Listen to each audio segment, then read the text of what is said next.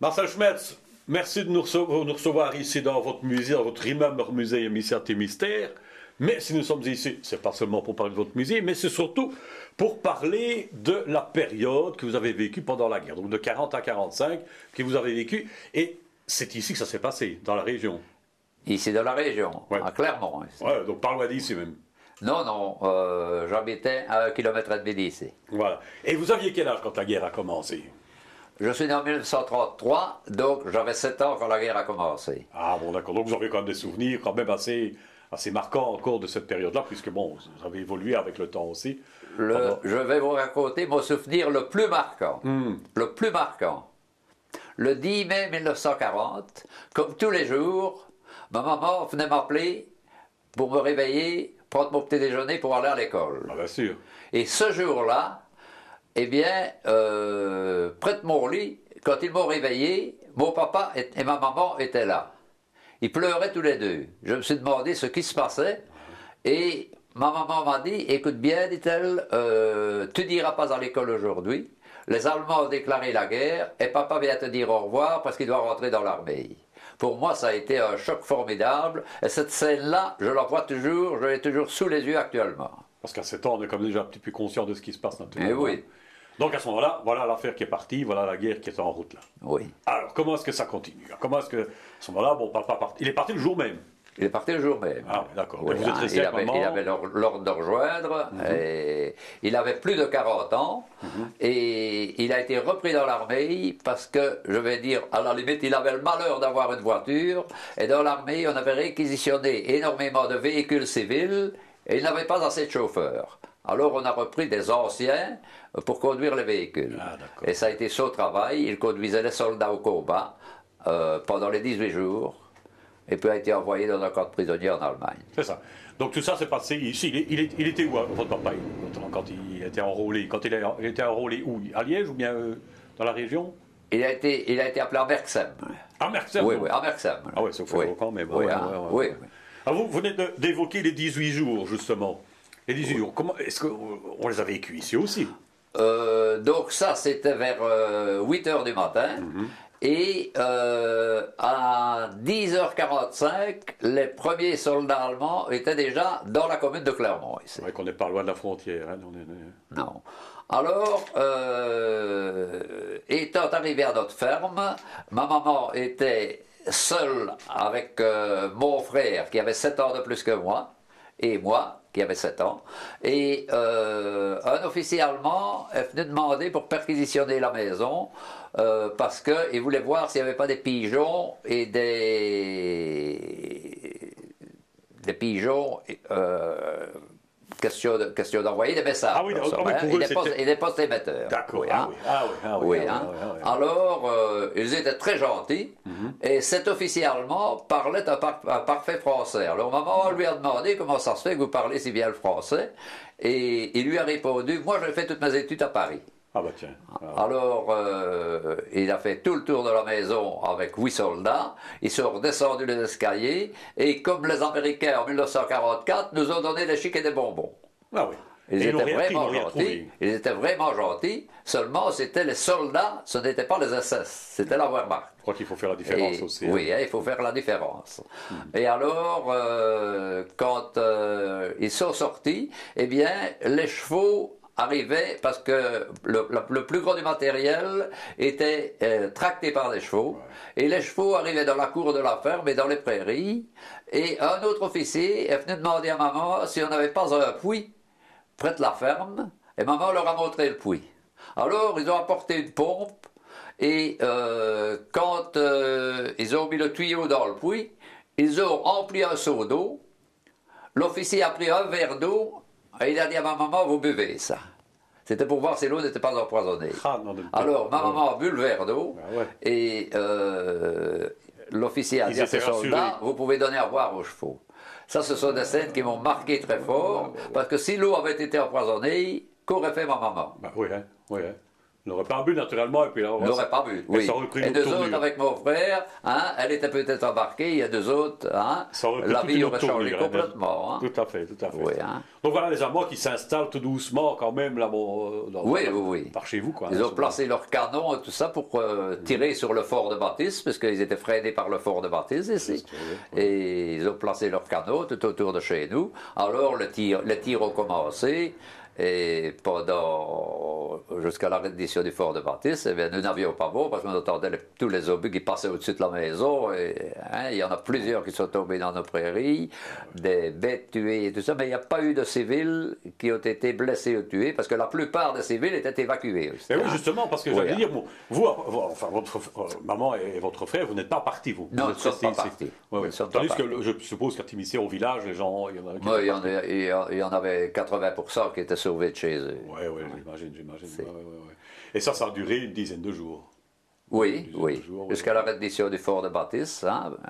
Alors, après les 18 jours de combat, je vais dire, hein, ici c'était déjà calmé un peu avant parce qu'ils avançaient en Belgique, mais à la reddition de la Belgique, alors, eh bien, il a fallu rétablir tout avant de rentrer à l'école. Ah oui, il faut remettre tout en route, naturellement. Oui, il fallait remettre tout en route. Et on est rentré quelques jours à l'école à Clermont. Alors les Allemands ont décidé d'avancer la frontière allemande jusqu'ici à Clermont. Ils ont coupé la commune de Clermont en deux. Un tiers est devenu allemand et les deux tiers sont restés belges.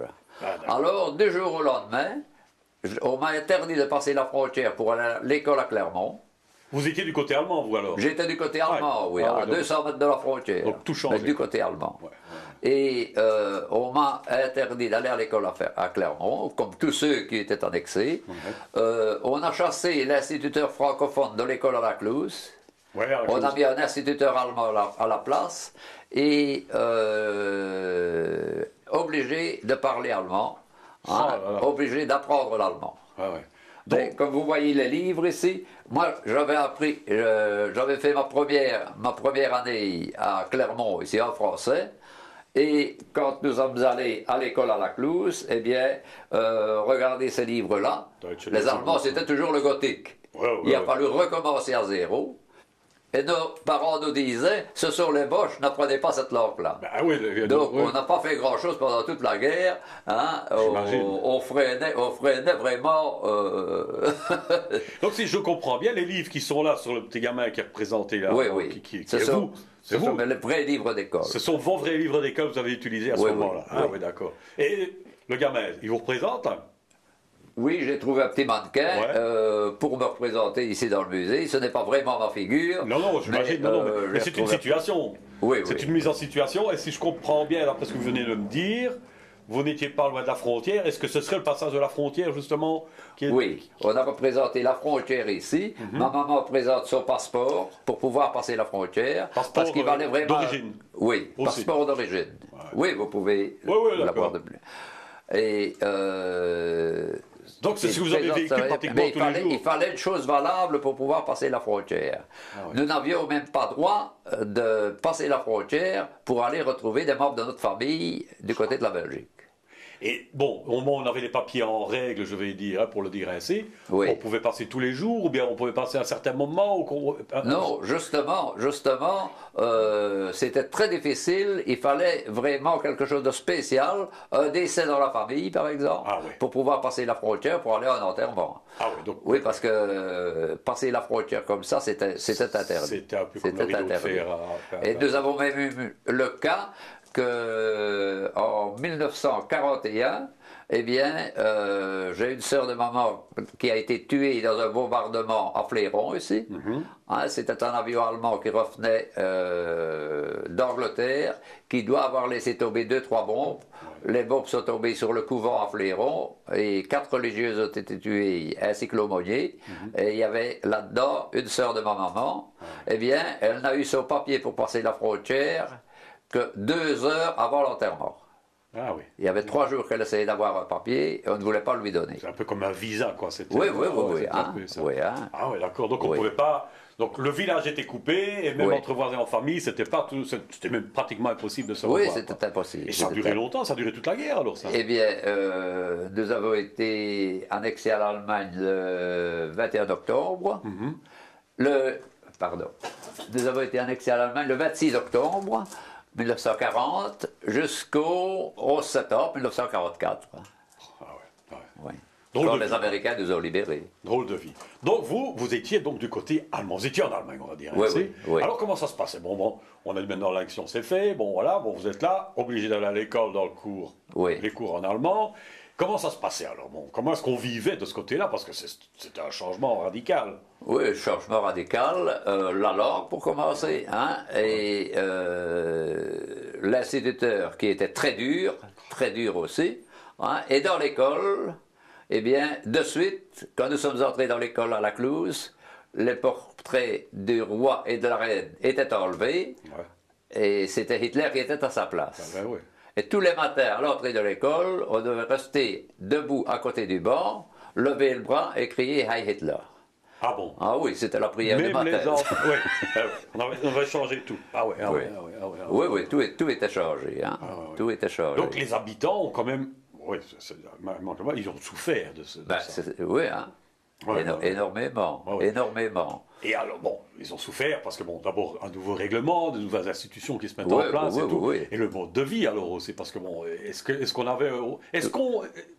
Bon, vous avez certainement vu la différence, mais est-ce qu'on vivait de la même façon du côté allemand, je vais dire, que du côté qui était resté encore belge?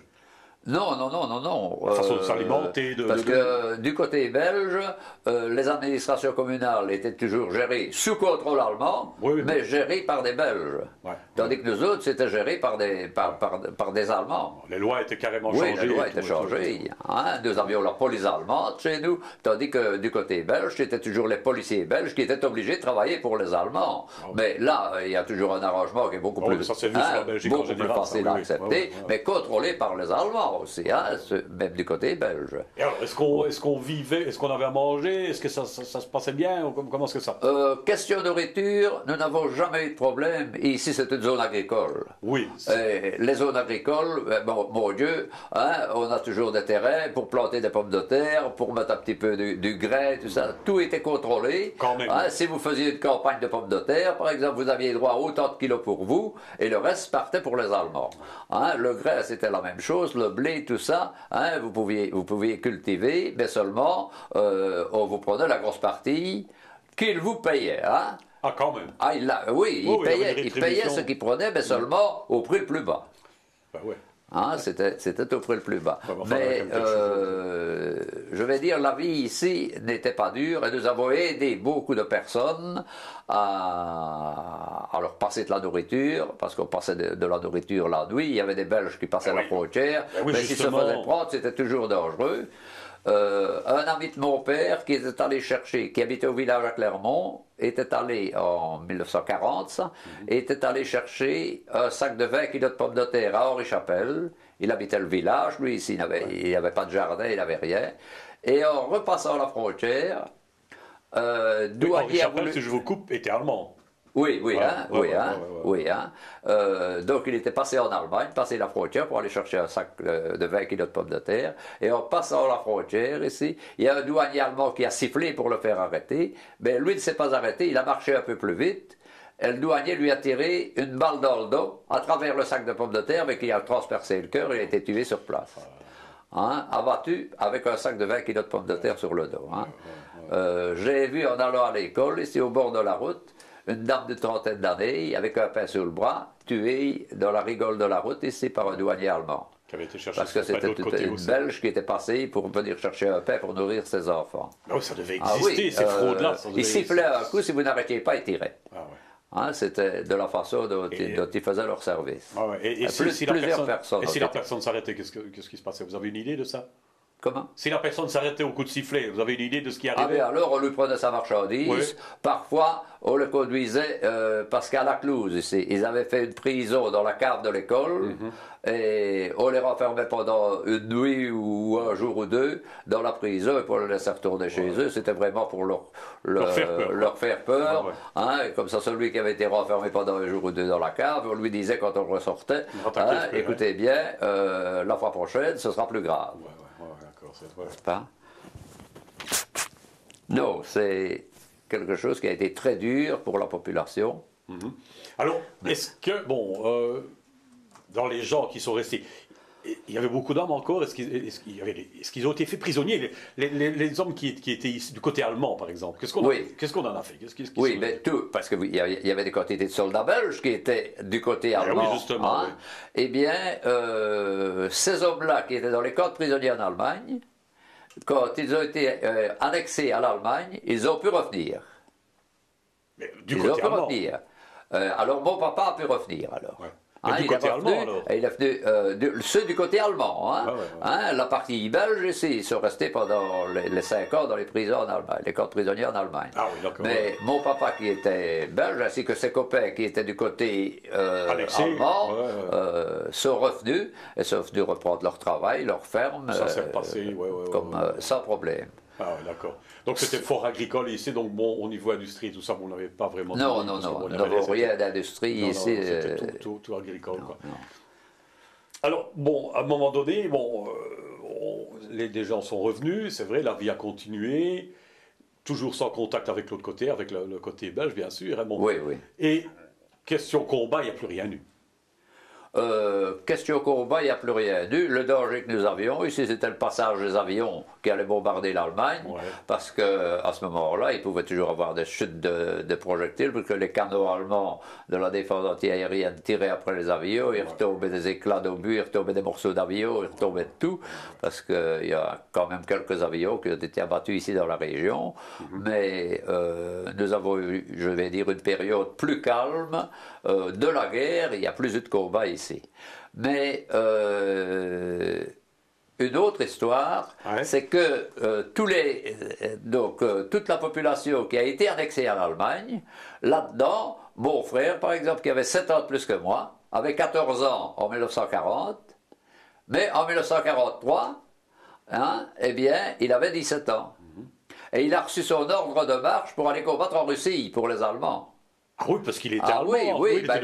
Il était annexé à l'Allemagne, considéré comme allemand. Tous ces jeunes-là, à l'âge de 17 ans, ont reçu leur papier pour marcher et partir combattre en Russie.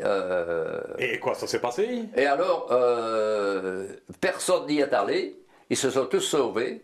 Ils se sont cachés ou ils sont passés la frontière, se sont sauvés, mon frère aussi d'ailleurs. Hein. Et là, les Allemands les ont recherchés. Celui qu'ils retrouvaient, on l'envoyait dans un camp de concentration. Et ça, c'était le danger. Du fait qu'ils s'étaient sauvés, il n'y a pas eu de représailles vis-à-vis des familles ou quoi? C'est ce qu'on a eu le plus peur. Ben oui. C'est ce qu'on a eu le plus peur, mais ici, il n'y a pas eu de représailles. Une chance, certainement aussi. Non, il n'y a pas eu de représailles du côté des familles. Ah oui, d'accord. Non, ça a été... parce qu'on avait même parlé que c'était les parents qui allaient payer ce que les jeunes avaient fait. C'est ce qui s'est souvent passé, je crois, d'après ce qu'on entend. Dites encore autre chose, donc, question de nourriture, la vie, etc., elle continuait. L'hiver, c'était l'hiver comme d'habitude, ça ne changeait pas grand-chose. C'était l'hiver comme d'habitude. Les hivers, il y avait beaucoup plus de neige que maintenant. Donc vous n'avez pas connu. Je vais dire, c'était plus dur. Mais nous avons des populations ouvrières qui étaient quand même ici. Entre les fermes, il y avait des maisons et il y avait des populations ouvrières. Alors, plusieurs fermiers. Ça, c'est quelque chose qui a marché, je vais dire, très très très bien pendant la guerre. Plusieurs fermiers ont donné des morceaux de terrain à ces maisons ouvrières pour pouvoir faire un jardin, planter quelques pommes de terre, planter des légumes. Alors, tous les ouvriers qui étaient autour de nos fermes ici ont pu manger, je ne vais pas dire à leur faim, mais ils ont pu avoir de la nourriture parce que les fermiers les ont aidés. Une belle solidarité, ça c'est bien. Ça, oui, non, parce qu'il y a le château de Craoué, par exemple, ici, le propriétaire, le locataire du château, plutôt c'était un fermier, eh bien, tout le hameau de Craoué, il y avait une quinzaine de maisons, et chacun avait son jardin dans une prairie du château. C'est chouette, ça. C'était bien quand même. Oui, oui, oui. Non, ils sont à féliciter. Donc vous n'avez à pas remercier. connu tout ce qui est ravitaillement, secours d'hiver, ça n'existait pas comme de l'autre côté, quoi. Non. Ça, vous n'avez pas connu du tout. Alors bon, et alors au niveau, parce que bon, il y a la résistance, est-ce qu'il y en avait une du côté allemand? On n'a pas pu imaginer peut-être. Il y a eu une résistance cachée, mais nous n'avons pas tellement eu de résistance parce que c'était très difficile chez nous. Oui, hein. Mais nous avons eu beaucoup de passeurs d'hommes. Ah, voilà. Passeurs d'hommes, donc c'était des personnes qui essayaient. Il y avait des chemins, des liens entre les passeurs d'hommes et comité de résistance. Et alors, il y avait certaines maisons où les prisonniers pouvaient s'adresser. Ouais. Et les passeurs d'hommes les aidaient à passer la frontière pour les avoir du côté belge. Et là, alors, il y avait des filières aussi pour les faire repartir, si c'était des étrangers vers l'Angleterre ou vers l'Espagne, par exemple. Ils passaient par l'Espagne. Hein. Beaucoup d'aviateurs se repartis par l'Espagne pour retourner en Angleterre et pouvoir reprendre leur service. Donc ça, c'était une forme de résistance que vous... Oui, une résistance. Celui qui était pris là, il était certain de ne jamais revenir. Hein. On s'imagine. Parce que nous avons le cas de personnes comme ça qui ont été décapitées.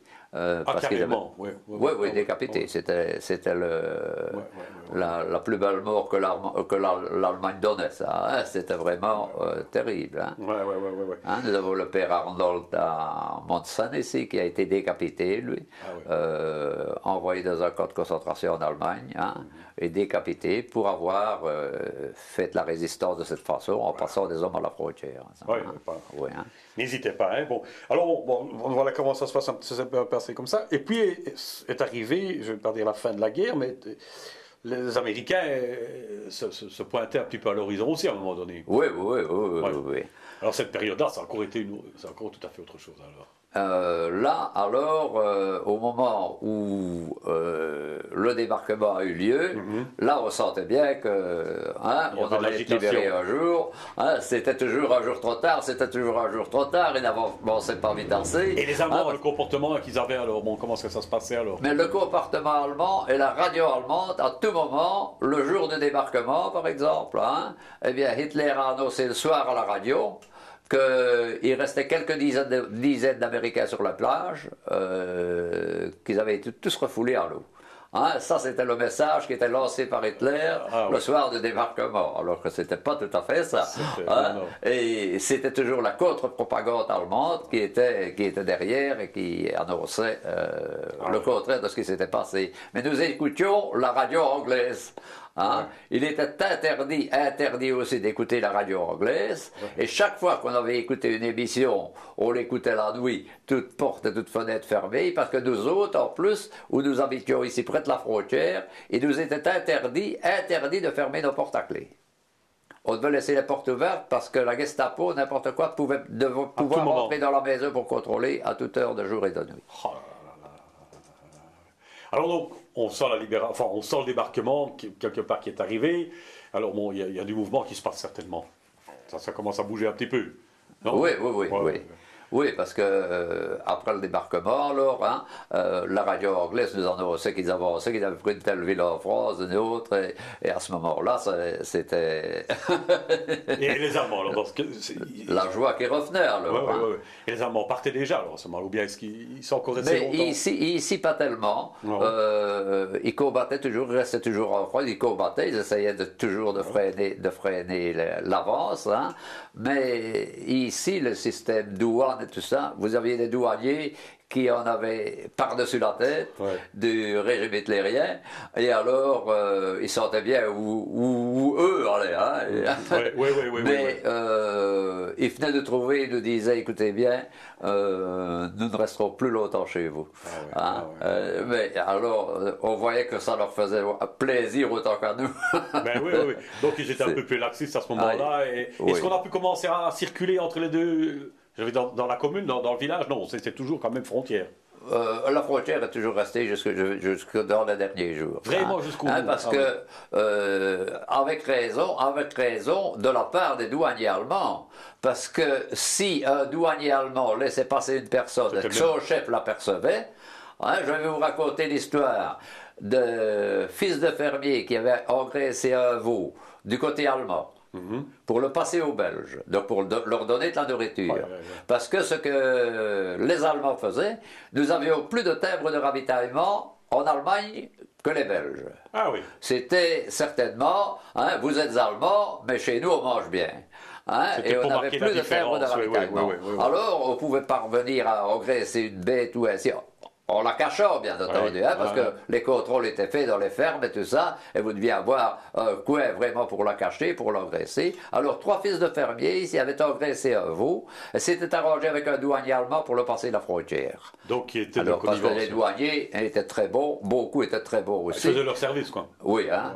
Alors, ce douanier allemand leur avait dit, un jour soir, il était chez eux, et leur avait dit, demain matin à 8h30, je serai à un tel endroit, je vous ouvrirai la barrière de douane, vous passez avec le veau, hein, on referme la barrière, ni vu ni connu. Ça s'est fait comme ça. Et quand le douanier qui avait terminé son service à 10h30 est rentré à son cantonnement, là, il y avait 2 SS qui l'attendaient, parce que son chef l'avait vu avec des jumelles, qu'il ouvrait la barrière pour laisser passer les fermiers, conduit à la grande douane à Henri-Chapelle, fusillé de suite. Oula. Ah oui, pas de jugement, rien du tout. Le douanier allemand fusillé de suite, et l'après-midi, la Gestapo venait chercher les 3 fils de fermiers, conduit à la prison de Cologne, condamné à mort et décapité. Oh là là. Et alors, le plus fort de tout, dans les registres de la prison de Cologne, on peut toujours le voir, eh bien, ils sont toujours là, décapités comme cadeau d'anniversaire pour Hitler. Ils ont été décapités le jour anniversaire d'Hitler. La folie, oui. Ça se dit, hein, Alors bon, les Américains progressent et arrivent tout doucement par ici, alors, à ce moment-là. Oui. Et quand on a entendu parler radio, parce que de la radio allemande, ils étaient toujours loin en arrière de ce que de la réalité. Ils n'avaient pas avoué tout ça. Et alors, quand on a entendu que Liège était libéré et tout ça, eh bien, je vous prie de croire que du 7 septembre, quand les Américains sont entrés à Liège, au 11 septembre, quand nous sommes libérés, il y a 4 jours, ces 4 jours-là ont paru à un mois. Tellement c'était long. Hein, l'attente des 4 jours, c'est pas croyable, les heures ne passaient pas.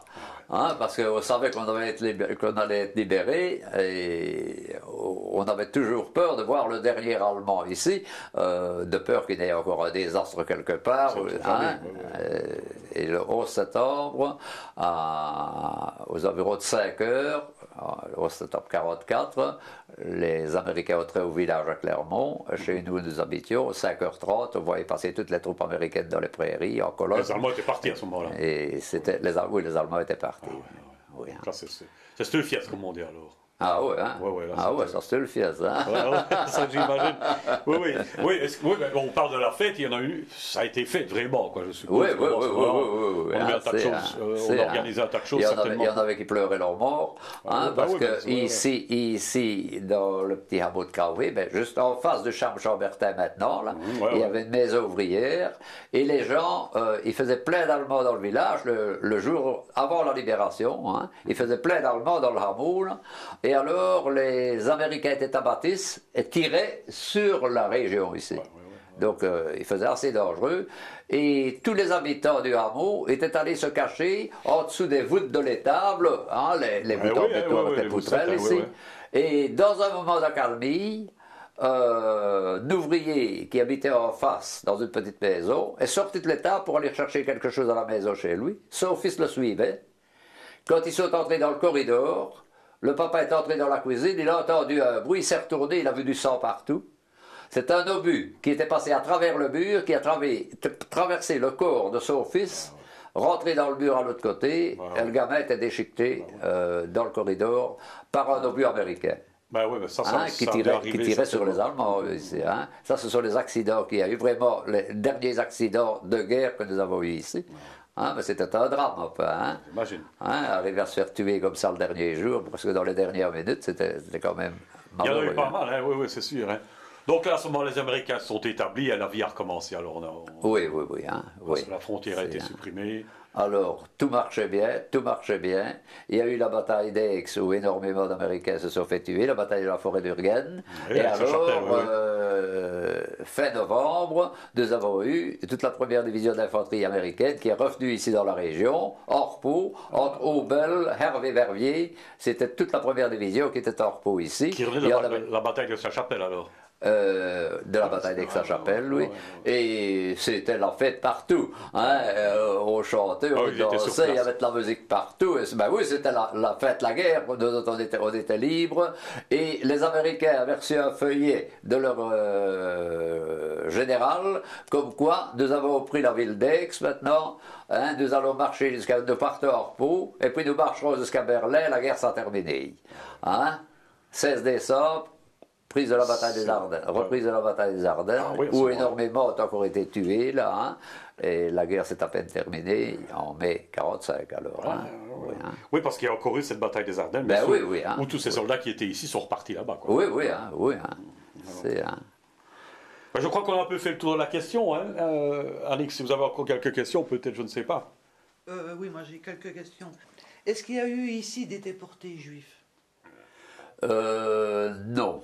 Non, nous n'avons pas eu de déportés juifs ici. Il n'y avait pas de juifs c'était plutôt dans les villes hein, qu'on les avait, hein, parce qu'ici c'était une région agricole et nous n'avons pas eu de déportés juifs ici.